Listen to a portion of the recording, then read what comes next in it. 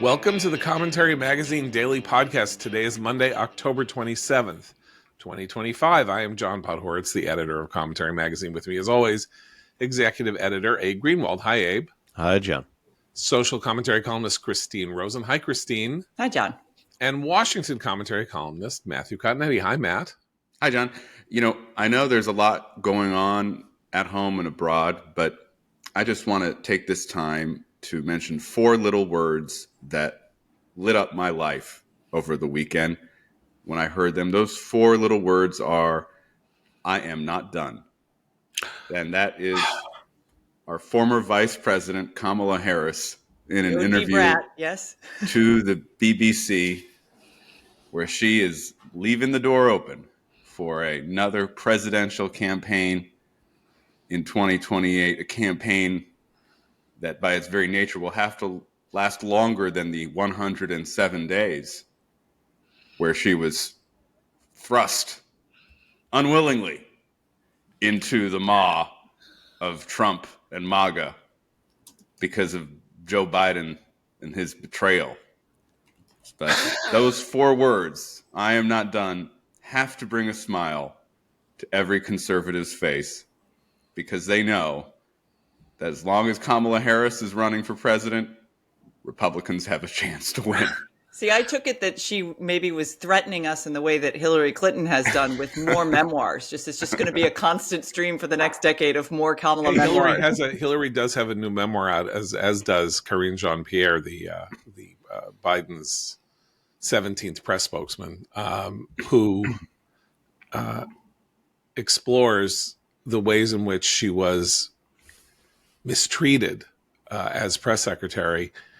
In part, the questions that were raised about why it was that whenever there was anything substantive going on, even though she was nominally the White House press secretary, they would kick her off the podium for John Kirby, which is another interesting story relating to John Kirby, which I'll get to in a minute. But that her version of explaining that she actually had the chops and not John Kirby was to cite rappers who really thought she was great. And I'm almost 65 years old. I didn't know who any of them were that she mentioned, but I do believe that their saliency as critics and observers of the briefing process, I think, really elevates the Karine Jean-Pierre memoir to important levels, like the memoir of Rip Taylor, the memoir of Gallagher, the memoir of you've Carrot read all Top. Those celebrity memoirs, Yeah, and yet I don't believe you've read to this one. KJT's. I have not yet, but there is a whole class of memoir where people in the memoir tell stories about people who said nice things about them that are have the exact opposite effect of that which they're supposed to represent. Meanwhile, John Kirby was named the director of the Institute of Politics at my alma mater, the University of Chicago, an institute started by David Axelrod, or whose first director was David Axelrod. And there is a campus revolt against John Kirby's naming, not because he represented an administration that promised to help Ukraine and then withheld the help from Ukraine that might have resolved the war, not because he had to speak in very blunt and untrue terms about how Israel was going too far in its prosecution of the war against Hamas, simply because he spoke about the American use of the military in a way that was not condemnatory. So fun times as the Democratic Party and the left are now in this gavotte with each other, as represented by the mayoral race in New York City. And can I just say, before we get to the mayoral race, that's the same left liberal establishment that Kamala would face were she to go back into any sort of race. Aside from her being a terrible candidate all over again, she would be jumping into a far less friendly environment than the one that she had already faced. To be No, fair to her, okay, but I just yeah, want it's to hard make to one. say. Yeah, I go think ahead. she's still pretty popular among Democrats. I don't think the Democrat partisans have the same view of her as most people. I think we need to find out whether the Democratic Party is bifurcating as the Republican Party did between 2012 and 2016. In other words, she representing a relatively popular identity politics of 2024. The fact that she didn't win, and the fact so she's a loser, and then the fact that she wasn't a vanguard figure, did not advance more radical policies in her 107 days, could lead people in 2027 and 2028 to express a kind of contempt for her Yeah. that they're not expressing now, but that I can see them saying she's just another one of those tired Washington establishment But In a she did it. post-Mom Donnie party. Right. But Well, she did that's advance a radical. I mean, she was totally on board with all the DEI stuff. She was completely on board with a fairly open border. She was the trans I'm stuff. not saying she's defended. not radical. Yeah. I'm She never saying talked. they're She going to never say talked about it. Right. She avoided Yeah. discussing She's it. the Yeah. perfect Democratic establishment candidate that is wokey, but only gives little hints of that. And she represents kind of identity politics in action as a woman, as African American, as Indian American. She is kind of pro-capitalist. She says I'm pro-capitalism, but what she means is she's really for like a heavily regulated and redistributive capitalism, but she's not going to bother the oligarchs if they come on her side. And then very interestingly, as she told a friend of mine late in the campaign, one thing she didn't want to give up was American global leadership. So kind of a sense of America, but how she understands American global leadership is America kind of, lecturing everybody and then using the military for social work and kind of political correctness purposes. But that's in her imagination. That's what she's thinking. I think she's very much like, a more prominent, more famous Abigail Spanberger. And if Abigail Spanberger, the Democrat candidate in Virginia, wins the governor's race next week, that shows that, this gets to why Mamdani and what we're going to talk about is important. Democratic Party is not all consumed by the Socialist Party. There's still going to be a huge open race over what future it pursues in 2028. Donald Trump only got 45% of the primary vote in 2016. Right. Now, the rules of the Republican Party meant that he won running away, and those are not the rules of the Democratic Party, which are much more complex about how delegates are assigned. The Republican Party was, if you won, you got most of the state's delegates. That's not the way it works in the Democratic Party necessarily. So maybe in the Democratic Party, the difference in the rules means that the most extreme candidates or the candidates that drive the most passion won't necessarily have the power that Trump had in 2016 when he kind of leapfrogged everybody, but didn't leapfrog them enough to win going away in the way in which we said during 2016 he does not command a majority of the Republican Party's voters, and that had not been. And 2012, that was also true of Romney, and Romney didn't win, and the whole question was whether he could consolidate the Republican vote, which he didn't really do, by the way. And so, 2016 was an interesting result. So if we go to what's going on in the Democratic Party, it turns out that a week from tomorrow, is going to be a very pregnant day in every sense of the term for the whom are they midwifing for the future? Right, we've got Spamberger, who represents the Democratic middle in Virginia, should win, running against somebody who is unpopular, but has gotten into trouble because of difficulties below her on the ticket. Well, and And you also, never, she's totally uninteresting and unexciting. right. I Well, mean, and that, right. she's a And complete right. blank slate. That's what I mean, Yeah. that she's very representative of the Right. Democratic And establishment. the same thing is true of Mikey Sherrill, the New Jersey gubernatorial candidate for the Democrats, who doesn't sound colorless on paper. She sounds pretty interesting. She's a fighter pilot, and she, she has like 3 or 4 different. Yeah, she's involved in a cheating scandal when she was at the Naval Right. Academy. She's Yeah. involved in insider trading. She's much more interesting than Abigail Spanberger. Yeah, okay, but that's all the negatives. But she's like flying around in a helicopter, talking about her service, and she has 4 kids, and she's like she's a mom, but she's also a politician, and but is extremely colorless. But you know what though? But that is a tactic. I mean, they're both kind of running as the anti-Karen.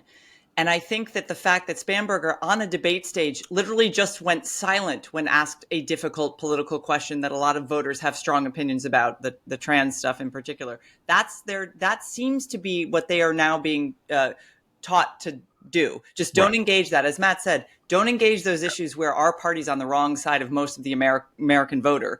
And that I don't think is effective. I mean, look, Winsome Sears was just absolutely dogging her on the stage. Winsome Sears is the Republican candidate. Yes. But that moment for me struck me as like, oh, they don't want to be seen as the scolding liberal white lady that we see all over TikTok. Well, okay, so that's true there, but in New Jersey, in the debate between Mikey Sherrill and Jack Ciattarelli, Mikey Sherrill turns around and accuses Ciattarelli, who's a businessman and owns, one of the things he owns is a medical publishing company, of having having publications published by the medical publishing company saying things about pharmaceuticals that, according to her, mean that Ciattarelli has killed thousands of people, because peer-reviewed studies were published in a publication that he owned that, according to some people, I mean, I don't even know. I don't want to dig into the details, right? But he killed thousands of people because he owns a publication that published a study that da-da-da-da-da. Now, this is interesting about this in New Jersey is they went with this attack on Big Pharma. This isn't weird play. New Jersey's single biggest employer is Big Pharma. 2 or 3 of the biggest pharmaceutical companies in America are located in New Jersey and employ literally tens of thousands of people. You would not think that a mainstream candidate for governor of New Jersey would want to attack the state's biggest employer. And that shows the degree to which the Overton window on what it means to be a moderate Democrat has moved. Because even though Big Pharma is unpopular, even though it therefore, that's a sort of good headline and stuff like that, you look ahead, she's got to work with these companies. They're going to want things from her. She's going to want things from them. They bundle money, raise money for them. If it's a healthy relationship between them, they'll bundle money for Democratic candidates next year and in 2026 and all that. And she decided, because she is in trouble, to go with this very populist attack on the state's largest employer. So where that tells you where the Democratic Party is, if they did focus groups and said that this was a good avenue for them to go down because they needed to somehow get off the back foot. She has become kind of the subject of the race, not him. She was trying to make him, Ciattarelli, he's 100% MAGA and Trump loves him, and so you should vote for me. Doesn't seem to have quite taken off. The polls are very tight. If the polls are tight, that probably means that he's ahead, because it's a Democratic state. He shouldn't be doing as well as he is. He only lost by 3 points in 2021 to Phil Murphy. So the anti-Karen stuff only goes so far. The question is, what is it that will push the buttons of sufficient numbers of Democrats to get them to the polls so that they can achieve their natural advantage in a state in which they are the majority? I don't know what the registration numbers are, but there's significant Democratic registration advantage in New Jersey. And all things being equal, Spamberger should be walking away with this race, which she might be. Like, this might be a topic life, and in fact, she'll win by 10 because Sears is a problematic candidate. But we don't know, and we don't know what any of this. In other words, like, if Spamberger wins by going weird populist anti the biggest employer in her state, what message do you take away from that if you're running for office in 2026 or 2028? All bets are off. I take the message that the farm is unpopular and a boogeyman and everyone will beat up on it. I think the point is that Mamdani is still not an outlier, but represents, a growing portion of the Democratic Party, whereas outside of a mayoral election, the Democrats are more likely represented by these kind of colorless, good bios. They're resume gods, as David Good Brooks on paper, yeah, would have called them. Yeah. But then you meet them, and they're so petrified of taking a position against 70% of the public, like Christine says, that they end up not saying anything. Right. And that is, to me, much more representative of where the Democratic Party is. But that's why Mamdani.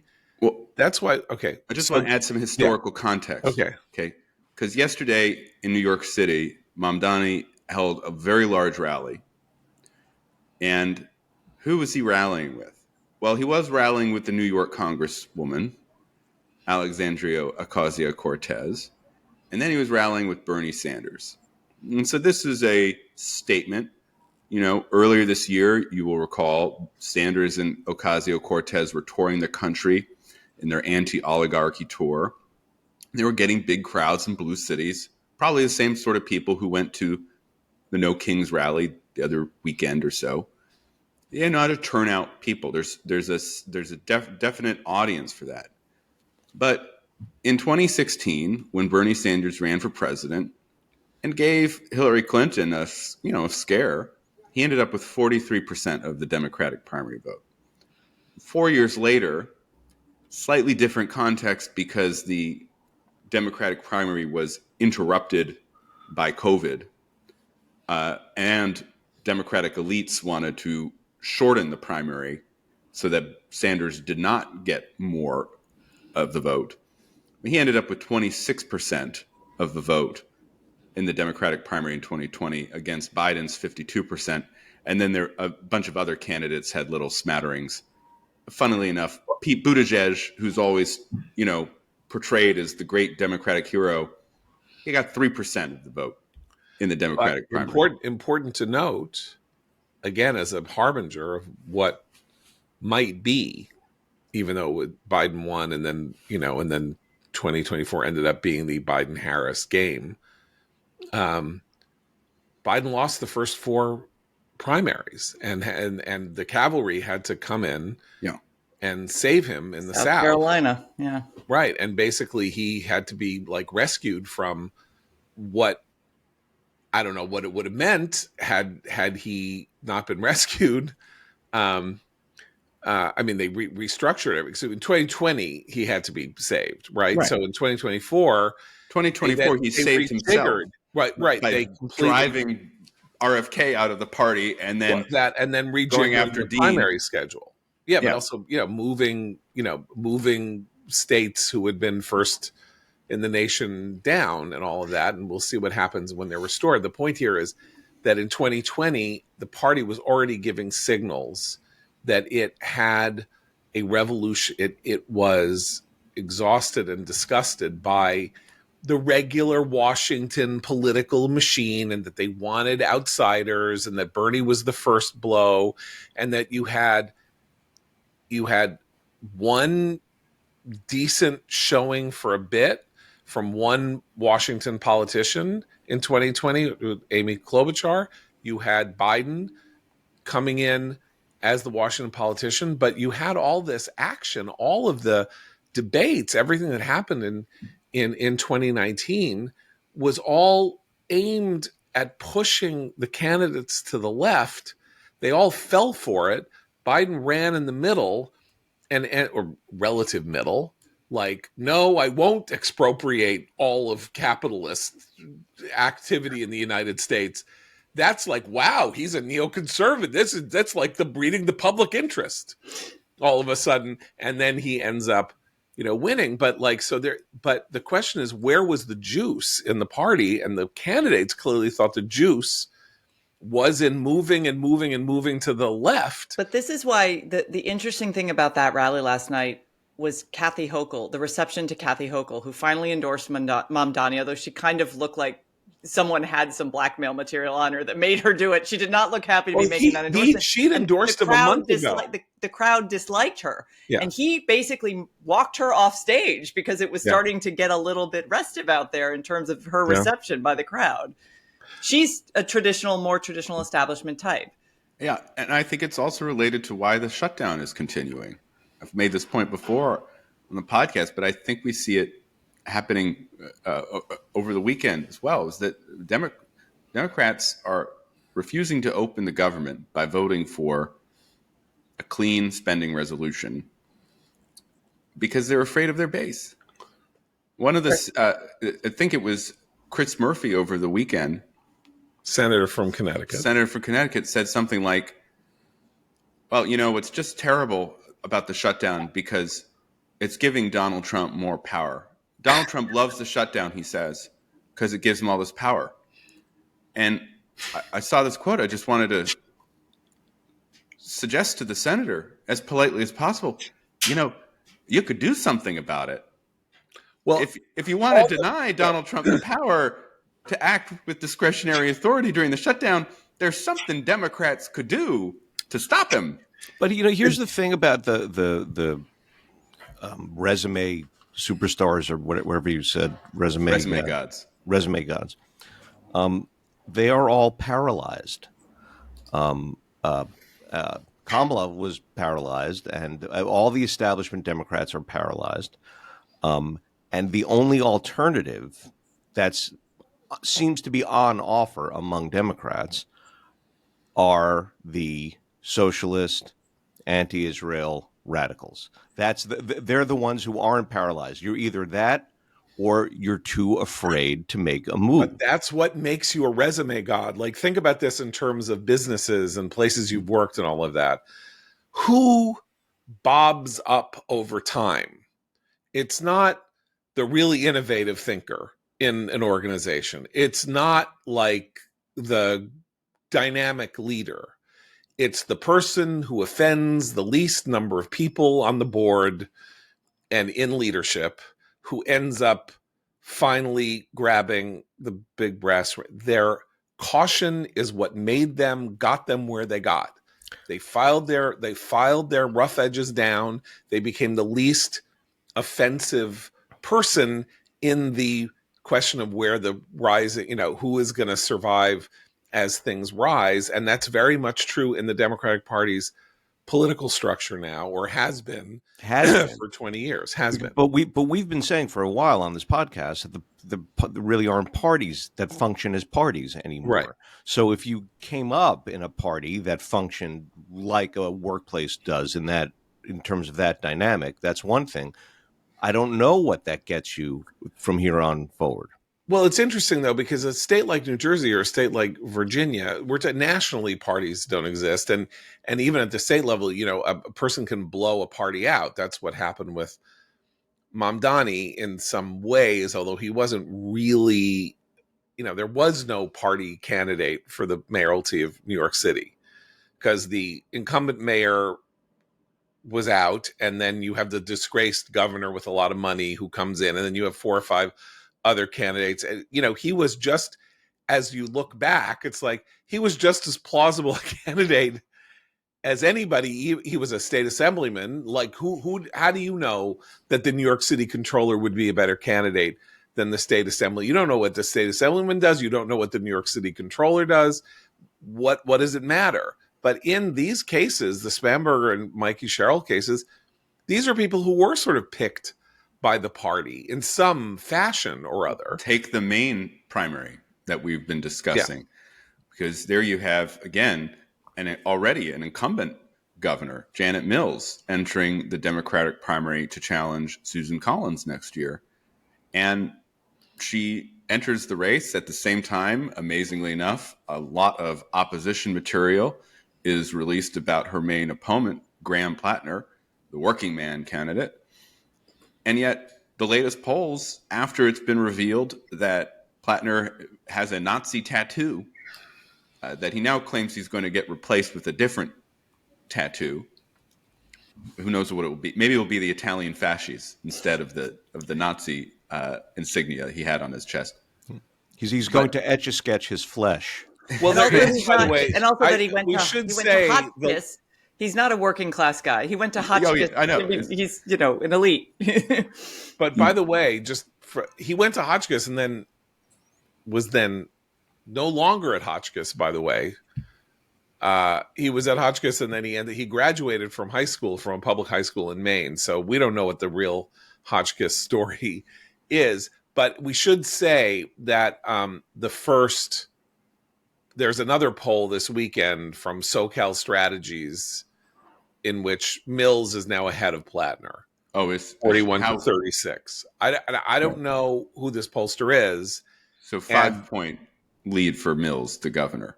Right. Whereas last week, the University of New Hampshire had Plattner leading Mills by 34 points, which looked, I don't know. I thought, it's like if you wanted an outlier poll, the poll that has the sitting governor losing by 34 points is probably one you want to be skeptical of. But Bernie has stood behind him. Is it going to be a close primary race? Yeah. Where the anti-establishment Democrats who are more left-leaning and much more anti-Israel than the establishment Democrat candidates, is it going to be a race? Are you going to have an establishment candidate toppled in a primary? Yeah. It's hard, again, it's hard to generalize from the New York City mayoral election, which everyone is doing, because as we've noted, the unusual nature of that contest where you mentioned the comptroller, but the comptroller was fighting for air from the current mayor, Eric Adams, and the former governor, Andrew Cuomo, to get a leg up against the possibility of making it a race against Mamdani. So I think that we're not quite at the point where AOC is going to just waltz into the Democratic nomination in 2028, as many people in the media are. You can't even handle a CNN town hall with Caitlin Collins without having babysitting by Bernie Sanders. I mean, she is not yet ready for prime time. She's got 2 years to get better, and on her own. She's on her own without being in a contest. She's formidable. It's like she has communication skills. She's a huge celebrity. She's a fundraising juggernaut. She has all kinds of qualities that if she can improve on some of the things that she's bad at, she would be a formidable person if the Democratic Party's constitution has moved further to the left and that Trump has pushed them further to the left. That's why I want to I think the Mamdani race is more representative than Matt is suggesting. Not because I think New York City is a representative political body for the United States, but because all kinds of things have happened and happened this week that suggest you meant like Graham Plattner is running in Maine as a tough oyster fisherman, blah blah blah, nonsense candidate. His juice, the thing that had him as an accelerant in this, was attacking AIPAC, the Israel lobby. It wasn't I'm an oysterman and you're not an oysterman. It was, these Jews and these Zionists can't run everything in America, and we're here to stop them. Now, you would not think that the state of Maine would be awash in passionate anti-Zionist sentiment so powerful that it would take this guy and turn him into a major celebrity in 5 minutes, that against whom you needed to drop major oppo to halt his progress. But that was the key. And Mamdani this week gave the game away, which makes this race now, I'm sorry to say, because I don't want this to be true, a referendum on how anti-Zionist the Democratic Party really wants to be, or how the electorate in a liberal place really wants to be, because he was running and claiming he was running on affordability. That's why he was running. He's going to make free buses. He's going to build affordable housing. He's going to have city grocery stores. Affordability, affordability, affordability. How is the race ending?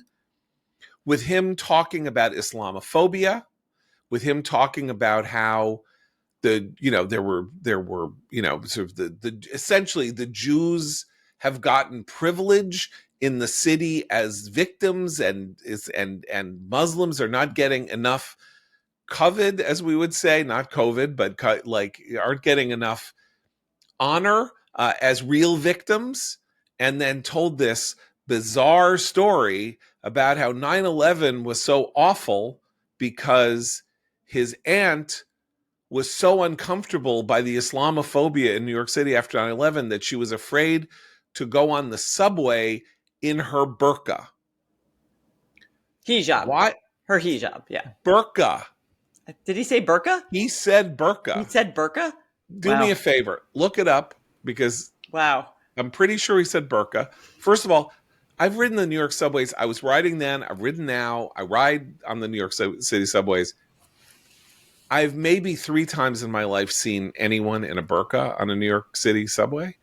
So that's why I'm asking if you would check. Well, and there's this question of whether the aunt actually, lived in New York during that time, and ever actually does wear the traditional head covering of whatever sort she might. I wonder if this might turn into McDonald's. Oh, he said hijab? Okay, so I'm really being unfair. Other people on Twitter were saying. Right. Okay, that's my mistake. But does she even exist? I mean, did this actually happen is my question. Okay. I feel like it might be a Kamala working at McDonald's situation if he's not careful, because people are going to start asking questions.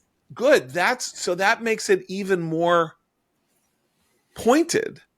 If he made up a story about how Islamophobia was the nightmare of New York City after 9/11, such that Muslims cowered in fear in showing their public wearing the outer garments that would demonstrate, that would show the world that they were Muslim.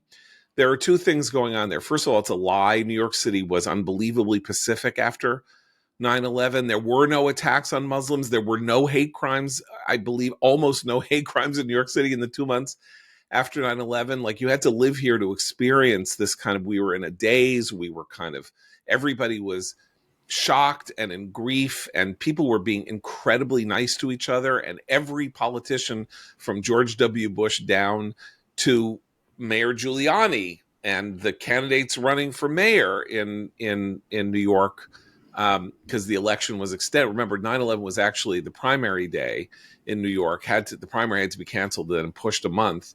So Freddie Ferrer, who was running as the Republican, and Michael as the Democrat, and Michael Bloomberg. It's not Freddie Ferrer. It was Mark Green. Anyway, and Michael Bloomberg were all talking about how we love Islam as a religion of peace, and da-da-da-da. It wasn't true. The story that he told was a cock and bull story and a lie. But the fact that he wanted to tell it is very pointed, because he's going to end the campaign as the Muslim candidate who says that the victim of 9/11 was a Muslim woman who couldn't ride on the subway. And he's not in Dearborn, Michigan.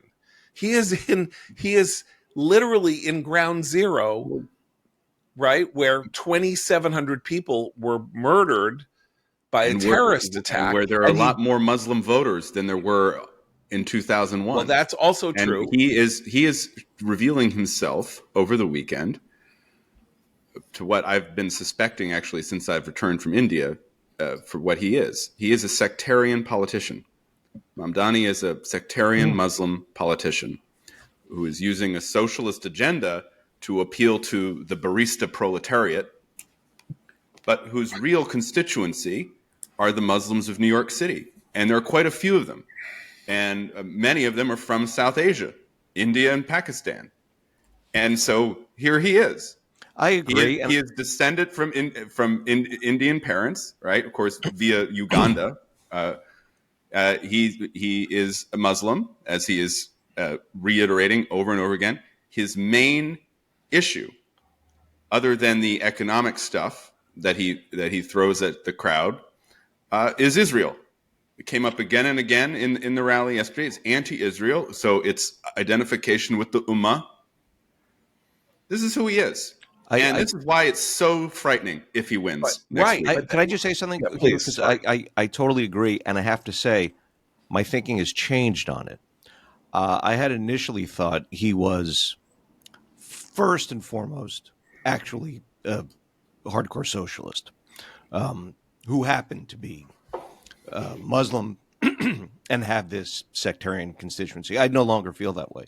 I think he made it clear where his priorities actually are. And I also thought he saw this speech as his own sort of twisted version of Barack Obama's race speech at the end of his race. Obama sold out his grandmother. Mamdani may have told the tall tale about his aunt. And in his own twisted way, Mamdani ended with saying he wants all New Yorkers to have an opportunity. It was his version of healing. Right. Dark. Okay, but see, this is here's where there is a progression in this race from him winning the primary unexpectedly with an unexpectedly strong showing. Like the ranked choice voting, there was a general feeling that Cuomo would come very close in the first ballot of the ranked choice vote, and that as the other candidates dropped off to the side, he would start to lap Mamdani and then win on the 7th or 8th or the 9th ballot, the 9th ranked ballot. And Mamdani won by either 9 or 11 points on the first ballot, and Cuomo realized there was no mathematical way for this to happen. During the primaries, it was the Oppo that was surfacing how anti-Israel Mamdani was. He was not running as an anti-Israel candidate. He was running as the affordability candidate. He was running as a socialist and didn't want to talk about Israel. Then he wins the primary, and he's got to get from the primary to the election and decides, rather than moving to the center, which is what you would sort of expect in a classic, someone wins on the left and then says, I want to be mayor of all New Yorkers. And then he like moderates his language and all of that. He's like, I'm not doing that. I got here this way and I'm going to be me. And who he is, as Matt says, is an anti-Semite sectarian Muslim, and where his communism intersects with the sectarian Islam is not that I want to directly accuse him of a complete lineage with like 1990s New York radicals and Islam, but the famous radical lawyer Lynn Stewart, who was the lawyer of the Weathermen, the lawyer of every radical cause in the United States, ends up in the 1990s becoming a conspirator with her clients who were the perpetrators of the first World Trade Center bombing, is passing messages as a lawyer, gets indicted, convicted, and sent to jail for being a co-conspirator in the World Trade Center bombing and afterwards. And she was just a Stalinist. Like, she was a Stalinist, but of course her general passion was she hated America so much that the people to go to if you wanted to have America destroyed was the blind sheikh. You know, the communists didn't have enough juice anymore, so that's where she went. I want just to make two observations. The first is, in some ways, I don't like to give Mamdani credit at all, but in some ways he has moderated. What he's moderated on are the socialist aspects. He's kind of distanced himself from some of the democratic socialist platform items, and then he has also suggested that he will reappoint Jessica Tisch to be the NYPD commissioner. And that is, Commissioner Tisch has been pretty effective, most people think, in suppressing crime in New York City. So there, he's made some moves, but it's on the ethnic politics, the sectarian politics, where he's doubled down most clearly in the past week, going to the mosque with the man who's mentioned in the indictment, that unindicted co-conspirator in the 1993 World Trade Center. Andy McCarthy says that we shouldn't call him that, but nonetheless, the imam is in the indictment from the World Trade Center bombing, and he appeared there. And then this speech, which is really remarkable. I mean, the optics of the speech, the text of the speech. This is what he's pushing, but he's pushing it because he wants to turn out the immigrant and Muslim vote in Queens in particular, to extremely high levels. That's going to be his base of support. And what that means for the future of New York, I think, we've seen a little bit of a preview in London, for example, where it means that the Jewish community of New York, despite what Mamdani is saying, is going to be put in a very precarious position because of the political backing of their new mayor. But it's also, again, why I am leery of extrapolating what is happening in New York to the country at large. You may be leery of extrapolating, but you're not the issue. We're in Plato's cave, right? Right. The question is, what do the shadows outside the cave tell Democratic candidates after November 2nd? Here's another item that we haven't mentioned, and that goes to your point, which is Ed Markey is the incumbent Democratic senator in Massachusetts. Okay, he's 80 plus, right? And his seat is up next year. So he's been challenged by Congressman Seth Moulton. Now, Seth Moulton, Iraq War veteran, another resume god, someone who has spent his political career trying to represent the sensible center left. What is his first act as a candidate that gains notice? His return of all funds he's received from AIPAC and his vow not to accept any AIPAC money. This is the candidate of the responsible, quote unquote, center left. And that's where you're right, John. Right. That's where Mamdani is, I think, a leading indicator of the anti-Israel turn. Right. AIPAC is an American organization. These are American Jews that you're refusing to accept money from. Also, AIPAC doesn't give money. AIPAC is a bundler, essentially. Right. So what he is doing is rejecting money from Jews, from American Jews who want and their Christian allies. Yeah, and their Christian allies, right? So that's a leading indicator. But the fact that he didn't go from post to post on affordability is very telling. Mamdani. Now, he may have felt that he had no choice because he wasn't running away with the race. We think he's running away with the race. And it's very smart. Like, if he's a successful politician, you don't run like you're running away with the race, right? That's stupid. Like, you want to run like you're going to lose and keep the energy up.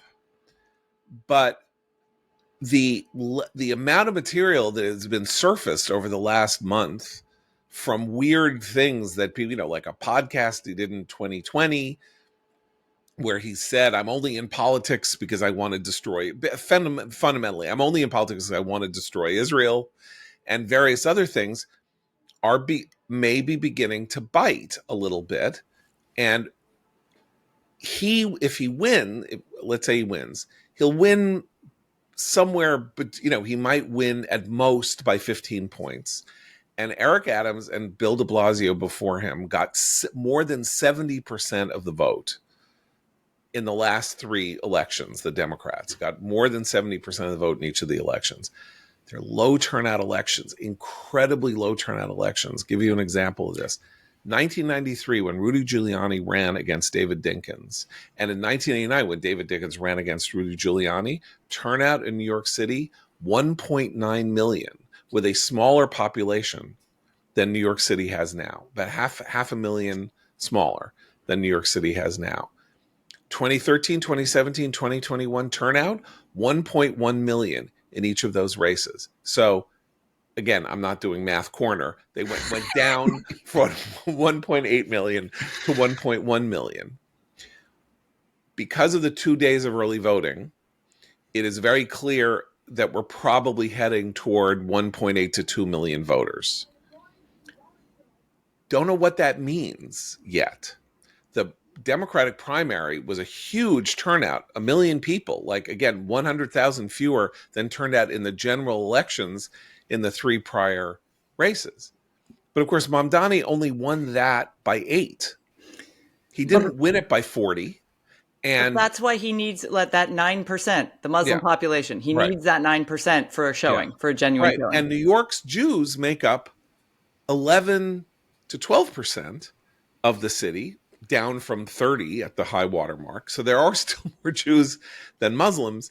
And we have to see what is going to happen here. It is a very long shot that he loses. But I was watching this weekend 2 days of early voting. 160,000 people voted in the first 2 days of early voting. That means that there could be as many as 750,000 early votes. And look, I'm in a neighborhood that voted for Cuomo. So, I stipulate that. But Manhattan and Brooklyn were the 2 boroughs where the early vote was astronomical. And Manhattan is Cuomo territory, and Brooklyn was Mamdani territory. But a lot of Brooklyn isn't Mamdani territory.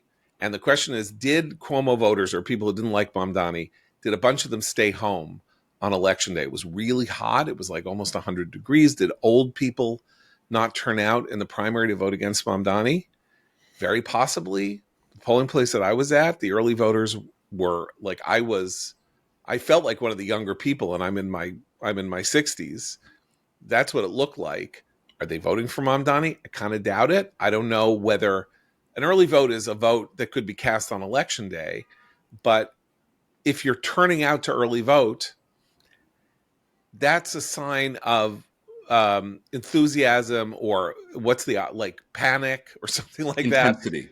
Enthusiasm or fear. Thank you. Intensity is the word that I was looking for. Can I just make a plea? Yeah. Here's my plea for the Democratic Party. I would like the Democratic stars to be persons without Marxist professors as their fathers. I got Barack Obama and the Kenyan socialist father. I have Pete Buttigieg and the anthropologist, the radical anthropologist mother. Who deserves a biography? Wasn't it Nixon said in his farewell speech, "No one will write a biography of my mother." Yeah, they have, but they should write a biography of Obama's mother, because she's a character. But in very interesting life. You have Obama's dad. You have Buttigieg's Marxist economist, Maltese professor. You have Kamala Harris's dad, who's also a Marxist professor, though he seems very interesting, and I think he likes Kamala about as much as I do. So I'm giving him a little bit of an asterisk. And now you have Zohran, whose father, Mahmoud Mamdani. Of course, I've talked about my personal history with him in the past, but what I want to talk about today is his new book. Mamdani's new book is on his Uganda, where he lived, and it is really extraordinary. I'm about to utter a phrase I never thought I would say. It is a if not pro, an anti-Idi Amin book. Never heard of Idi Amin, the psychopathic, bloodthirsty dictator of Uganda, who welcomed the plane with Right. 103 Israeli the Entebbe airport is in Uganda. This is important to the story. And he went to to where they were being held at the airport, right, and walked through very grandiosely, welcoming everyone to Uganda. So this is Idi Amin, who of course was accused of cannibalism against his opponents, who was vociferously anti-Israel, who was a terror. He was literally a terror to the Ugandan people. Is represented in Mamdani's new book, Mamdani Pear's new book, as mainly a product of colonialism. That was why Idi Amin surfaced, was the white colonialists when they left. And then Idi Amin is turned out by the Tanzanians. After Idi Amin invaded Tanzania, the Tanzanian army came in, toppled him, and he's replaced by Museveni. And Museveni is apparently bad, at least as bad, if not more bad for Uganda than Idi Amin, according to Mahmoud Mamdani. And who's behind Museveni? The Jews, Israel. I just gave you in 2 minutes the entirety of this new book by Zohran Mamdani's father. And I just want you to think about for a second the milieu in which Zohran Mamdani was raised. If this is what Mahmoud Mamdani is saying about Israel and the Jews in public, imagine what he spent Zohran Mamdani's youth saying in private. Okay, first of all, I want to commend to people, I haven't had a chance to look this up, but just for the flavor of what you're talking about and Idi Amin, for people who were you weren't even alive, and your knowledge base is pretty good. I was, and it's not just Entebbe. There is a brilliant documentary about Idi Amin called Idi Amin Dada. Dada being his, I don't know what you would call it, it's a title or something, by the director Barbet Schroeder, who ended up making Reversal of Fortune and Barfly and a couple of other movies, and was Jean-Luc Godard's producer. And he made this documentary about Idi Amin, came out around just after he had made it in 1975. It came out around the time of Entebbe or a little after. And Idi Amin is shown in this documentary explaining to Barbet Schroeder that he has telepathic abilities to control animals. And you see him at a zoo, like grabbing his temple and showing, and then like a lion turns his head and he says, "You see, I made that lion turn. That is who I am. I control the animals of Uganda." This is how crazy he was. There's actually a Forrest Whitaker won an Oscar for playing him in a movie called The Last King of Scotland. This is no joke. Which he claimed to be. Yeah, that's right. Exactly. That's why it's called The Last King of Scotland. among other and he was like a figure out of a fairy tale nightmare. And one of the reasons in the world that for a time, the anti-colonial rhetoric of the left started to fade away. It was like one of the most powerful messages of the post-World War II period was look what they did, look what the Europeans did in all these places, and America did terrible things, even though America was not precisely colonialist. And then there were all these leaders in Africa in particular who showed themselves to be psychopathic, genocidal, barbaric monsters. And then you started hearing a lot less about the positive aspects of post-colonial politics, because except in the academy. Except in the academy, where even in the academy for a time, I'm talking about 10 years, maybe about 10 years, and then it all started flooding back. Oh yeah, and that you could write a book in 2024, 2025. Well, that provides an unbiased view of the positive and negative aspects of Idi Amin's. The misunderstood. We should also say Idi Amin. in 24, 25, Yeah. Uganda's still a nightmare. Zohran Mamdani is very proud of it, and he flies off for his photo ops. And he says he doesn't support any country with a hierarchical system. If you In Uganda, homosexuality is punished by life imprisonment or death. Well, I mean, so let's just to get to the point about this rally where Hochul, the governor, got booed, and Mamdani's game in as he is playing it, if he's playing a game, and if he's not, as I say, trying to be as authentic as possible in his pursuit of this goal of being mayor. Hochul endorsed him a month ago, and he did not endorse her. He bait and switched. She did it because she needed to get him to make sure that the Democratic Socialists of America wouldn't run a candidate against her and somehow knock her out in the primary. And she did it, and then he, because she's a moron, and I mean that advisedly. I mean, I'm not saying that just to be insulting. I mean, she is, I think, if you look up the word moron in the dictionary, Kathy Hochul's picture appears in the dictionary, moron, fell for it, didn't actually have the exchange of promises explicit, where it's like, I'm endorsing you, and then you're going to say you endorse me, and that's how this is going to go, and maybe you should go first, whatever it is. And he screwed her. And then 3, 4, she's there at the rally getting booed. So he's playing an interesting game. He still says he's a Democratic Socialist. Andrew Cuomo, playing shorthand as one of the most inarticulate and incompetent retail politicians ever, kept saying in the debates, he's not a Democrat, he's a Democratic Socialist. Well, congratulations. Maybe you didn't see all the polling, Andrew Cuomo, that says that the word socialist is no longer a bad word for Democrats who say, like, I think around 50% of Democrats say they approve of socialism. So he's in the past. He's running in a democratic world that no longer quite exists. And so I don't know.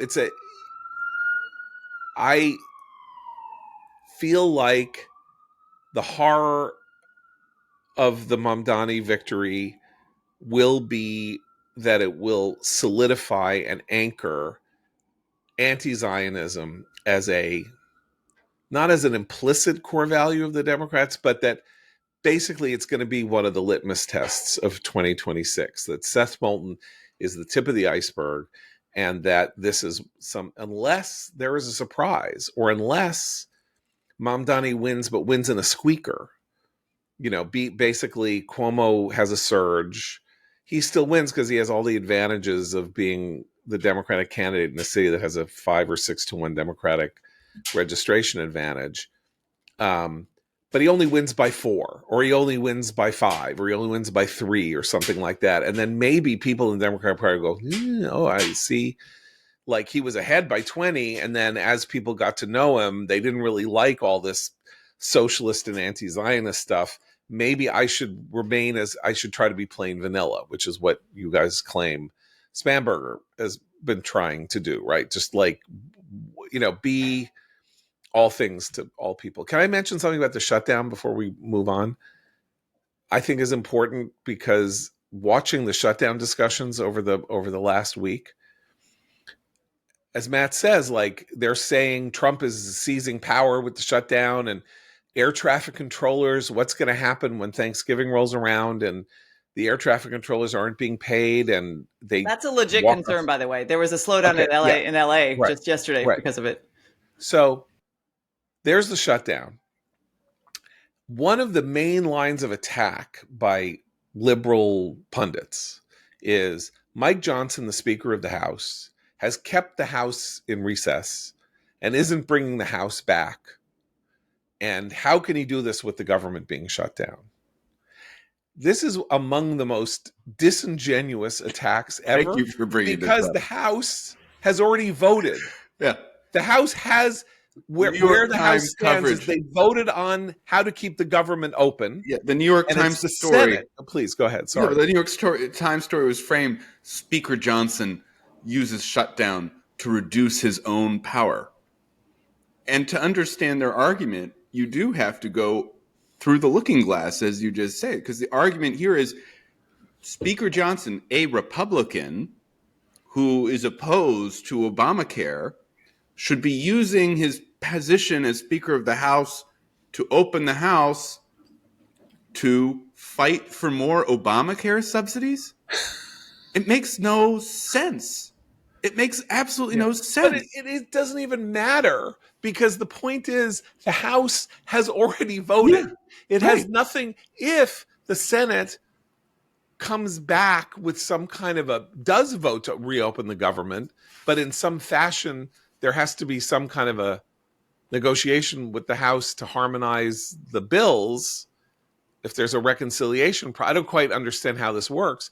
Then they'll come back and they'll do it in 5 hours. Well, what will happen is, what we're running into now is the continuing resolution that the House passed only goes through November 21st. Right. And so in the next couple of weeks, if the shutdown is not resolved by November 21st, the House will have to come back into session to pass another continuing resolution that will then go to the Senate. Now, look, there's the chance that after the elections next week, the Democrats will say, well, because the people have shown by electing these 3 Democrats in New York City, New Jersey, and Virginia, the people are with us. We're fighting the fight, and we're going to reopen the government. And Thune has promised a bill that we're going to vote on to extend these subsidies, and this is what we're going to do because we have the energy. That's a possibility. But it's also a possibility that they go in the other direction and they say that, well, because of our victories here, we show that we're keeping up the fight to keep the government closed, and which will just extend it. And then some people are saying the next benchmark would be Thanksgiving. And really? Why not? Why not just keep it until the end of the year, at which point everything will lapse? Right, but at some point, you start from scratch. The bizarre thing here is they can talk and talk and talk and talk, and this is a real challenge to, I don't know, epistemology, because the Democrats are the ones who are keeping the government closed, right? And they are all these liberal pundits, and they themselves are claiming that Donald Trump is keeping the government closed, right? And Donald Trump is not keeping the government. You can accuse Republicans of keeping the government closed, and have many times in the last 30 years when they've kept the government closed. This is not one of those times. This is not one of those times. Keeping the government closed by not giving the minority party its maximalist demands. Yeah, right. Which is not how politics is supposed to work. Right. And even if it were supposed to work that way, the simple fact of the matter is they're not the ones keeping the government closed. The Republicans have voted how many times in the Senate to reopen the government on the 12 times. 12 times they voted, and they can't get to 60 to break the filibuster because Democrats won't, 6 or 7 Democrats won't join them. That's why. So it's just that's a done deal. It's so juvenile. It's so juvenile now. And I do want to hear from Abe, but on this recommendation. But it's so juvenile, John, that last week Ron Johnson's had a measure called the Shutdown Fairness Act, which would allow essential employees to be paid, including our soldiers. Interestingly enough, 2 Democrats peeled off. The 2 Democrats from Georgia, one of whom is up next year, John Ossoff. They've supported Johnson's measure. But the Democrats put in an alternate measure, which would pay all federal employees, even the ones who are not deemed essential.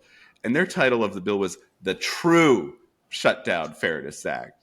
So it is completely devolved into playground taunt. And no, I'm the real person who's for fairness here. I don't see how you get out of that. I thought this was going to be a short shutdown. I now I'm taking the over on past Thanksgiving. I'm really upset we've run out of time, because I really do think we should have talked today, and we will talk tomorrow about Trump and the tariffs in Canada and what's going on on his trip to Asia. But as usual, our or my indiscipline has made that conversation impossible today. And we do need to turn to Abe for a rare disrecommendation. Abe is doing us all a favor, going to save us some time. Actually, Abe personally gives lots of good disrecommendations if you know him kind of offline. Yeah. Like he will Yes. warn you against many terrible things. So I'm just saying. Well, I disrecommend most things. Very wise. Yes. So yeah, my very passionate disrecommend is the new movie now streaming on Netflix, A House of Dynamite, the Catherine Bigelow directed movie starring. Well, see, this is where I get into trouble because I don't know any movie stars these days. Tracy Letts, Betty Gilpin. We just told you. Yeah, I don't know these names. Idris Elba is the only person I recognize. And I saw the preview, and it looks. I said, "Oh, great! National security thriller. Can't wait. I like those kinds of movies." So I settled in over the weekend, and I started watching. And the entire first act, sort of first third, it's cut into 3 parts basically. Is mostly a video conference. So for those of you who spend your days stuck in Zoom meetings, you're really going to find a wonderful experience by escaping into yet another Zoom meeting. It's a video conference, mostly video conference. Kind of takes place in the White House Situation Room, Fort Greeley, the Pentagon. There's a deputy. You haven't said what the movie's about, Abe. The movie is about well, to me, the movie's about because the movie is about a Zoom meeting. That's why. But the movie is about a missile of unknown origin, launched somewhere in the Pacific, is coming toward the United States. They don't know what country or a combination of countries sent it, and the entire national security apparatus is happens in the first thing in the morning is sort of scrambling to figure out who it's from and what to do and how to respond, and so that hence the video conference and the meeting. Okay.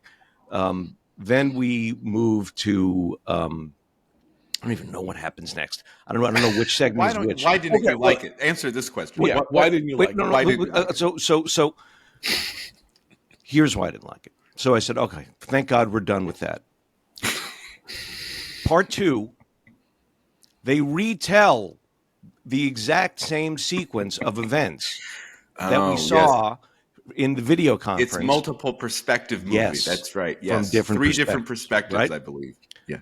So we go through that 3 times. At one point we get it then finally we get it with the president involved and how it affects his morning, and we see it from his perspective. The president is a man in this movie? Yes. Yeah. It's That's Idris new. That's unique. And I'm going to spoil. It's not Angela Bassett? No. It's in her contract that she must play the president in every single movie. It's Idris Elba. And so watching this same story 3 times from different perspectives is as entertaining as waiting in a very long line or sort of being stuck in traffic for that amount of time because you're still in the same place. And after all this, the big payoff is we never know who sent the missile, and we never know what the U.S. response is. That is the movie, and I'm not lying, because the message of the movie is our national security architecture is this house of dynamite that we've been living in that could blow at any time, and apparently it's going to blow, but we don't know anything. This is why we need the Golden Shield. The Golden Shield. That's right. Now, here's what's interesting about this. This was made by Catherine Bigelow, who won an Oscar for The Hurt Locker. and then made Zero Dark 30. Then made a terrible movie called Detroit, and now has made this. And I'm struck by. So this is one of these. Oh my God, a nuclear. The missile is going to hit us, and we're all going to die. And so obviously, this is about how it's bad that there are these missiles and nuclear power and stuff like that. And I'm a huge admirer of the movie Oppenheimer. I did say it was like the best American movie of the last 5 years and stuff like that. But if you remember, the final message of Oppenheimer is Oppenheimer and Albert Einstein are together standing by a body of some kind of pond at Princeton. And they both sort of agree that the splitting of the atom and the invention of nuclear power or atomic power at the time is going to destroy the world. And they are so shaken by this conversation that Einstein, rattled, walks past Robert Downey's character, Louis Strauss, thus setting in motion the rage that Louis Strauss feels about Oppenheimer dissing him, that causes all of the action in the movie that is all about how Oppenheimer is mistreated by the federal government. Blah, blah, blah. Okay. So, but the message is, we have unleashed a demon that is going to destroy us all. That scene takes place in 1946. So it's 79 years since the scene. 2 atomic bombs were used in 1945.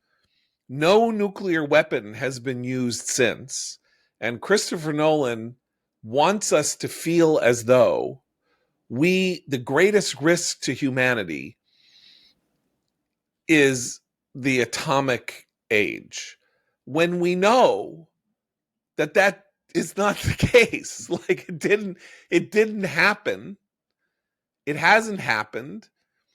And just like this movie, which is like, we'll never be able to manage in a crisis, when we've just been through a 2-year war between Israel and Hamas, or you might even say 15 years between Israel and Hamas, with missiles and weaponry and stuff like that, that involved lots of interceptions of missiles. And as Matt says, we are now going to attempt Golden Dome. Golden I got it Dome. wrong. I called it Golden Shield. Golden Dome, that we are going to attempt to deploy an anti-ICBM, intercontinental ballistic missile defense system, that is now very plausible based on the fact that there are anti-missile defense systems from the smallest to just not quite upper atmosphere in ballistic missiles. But, like, the last 20 years have seen unbelievable advances in this. You need to hit a bullet with a bullet in order to save us from